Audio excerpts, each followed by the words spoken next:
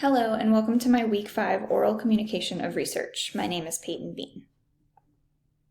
For this particular assignment, the Week 4 lichen survey, my initial assumption was that the outcome would produce an abundance of lichen and moss, as my area is a place where both are present. I was correct in this hypothesis after doing the survey, as I found an abundance of both in my area.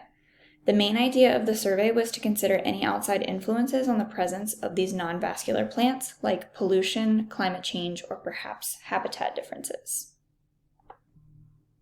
For my graph and figure caption, in the graph above, you can see the average percent coverage of 3 different types of non-vascular plants, like lichen and moss, at both locations, as well as the 4th bar, which indicates bare surfaces.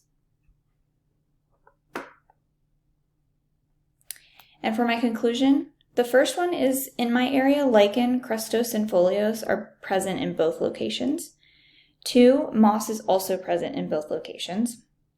3, habitat differences are responsible for the shift in average percent coverage at both locations rather than another outside factor like pollution, climate change, etc. 4, lichen improve the biological compound of soil, enriching soil with nutrients that help feed other plants and animals.